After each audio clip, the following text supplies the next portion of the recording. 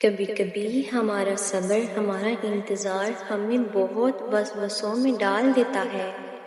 ہمیں لگتا ہے کہ ہمارے ارد گرد رہنے والوں کو ان کے حصے کی خوشیاں مل رہی ہیں اور ہم بس صرف تماشائی بن کر اپنی بے بسی کا تماشا دیکھ رہے ہیں۔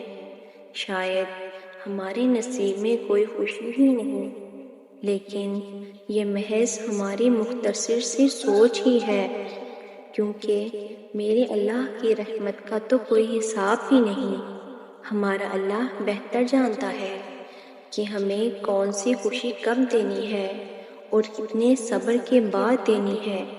ہم اکثر اپنے اللہ سے پھول مانگ رہے ہوتے ہیں اور وہ ہمیں نہیں دیتا، کیونکہ وہ جانتا ہے یہ پھول ہمارے لیے بہت نقصان دہ ہے، اور پھر وقت آنے پر وہ ہمیں پھولوں کا ایک گلدستہ عطا کر دیتا ہے۔ بے شک میرا اللہ بہت محبت کرنے والا ہے۔ بعض دفعہ اللہ تعالیٰ آپ کو آپ کی سب سے پسندیدہ چیزوں اور لوگوں سے دور کر دیا کرتا ہے۔ مقصد آپ کا دل دکھانا نہیں ہے، دراصل آپ کا اس رب کے قریب ہونا مقصد ہے۔ اگر کہیں محسوس ہو کہ آپ اکیلے ہو تو مت بھولنا کہ آپ کم از کم اکیلے نہیں ہو۔ اللہ تعالیٰ کبھی بھی کسی کو اکیلا نہیں کرتا۔ دل کی گہرائیوں سے پکارا کرو اسے۔ آپ کی ماں باپ آپ کی ایک پکار پر اتنا تڑپتی ہے تو وہ کتنا پاس آتا ہوگا۔ کبھی امید نہیں کھونی چاہیے، کبھی اداس نہیں ہونا چاہیے، کیونکہ وہ کبھی امید توڑتا نہیں ہے، وہ دلوں کو جوڑنے والا ہے، وہ نور کو نور سے بڑھ کر عطا کرتا ہے۔ اب اللہ تمہارے لیے کون لکھ رہا ہے؟ اب تمہیں تمہارے صبر کا انعام ملنے ہی والا ہے۔ اللہ سجدے پورے کرنے والوں کی کہانیاں ادھوری نہیں چھوڑتا۔ جس نے اماں حوا اور حضرت آدم کو ملایا تھا، تمہارا بھی رب تو وہی ہے، پھر وہ تمہاری کہانی کیسے ادھوری رہنے دے گا؟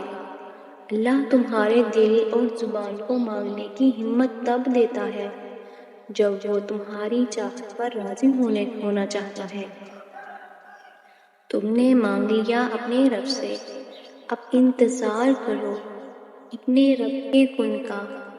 یقین مانو تمہارے حق میں تمہاری دعائیں قبول ہو چکی ہیں، بس صحیح وقت کا انتظار کرو اور پھر دیکھو کیسے معجزے ہوتے ہیں اور تمہیں تمہاری چاہتوں سے کیسے نوازا جاتا ہے۔ جو صبر کی ایک کہانی ہے، ہر دعا کی ایک منزل بھی ہے۔ یہ نہ سوچنا کہ تمہارا یہ صبر بغیر پھل کے ہی جائے گا، کبھی یہ گمان کرنا کہ تمہاری دعائیں ضائع ہو جائیں گی۔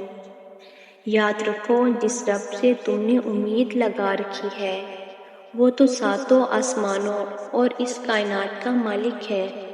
تو جس رب نے تمہارے واسطے یہ تقدیر لکھی ہے وہی تمہارے حالات کو بدل دینے پر بھی قادر ہے۔ بس تم اپنے رب کی رحمت سے بھی نا امید نہ ہونا۔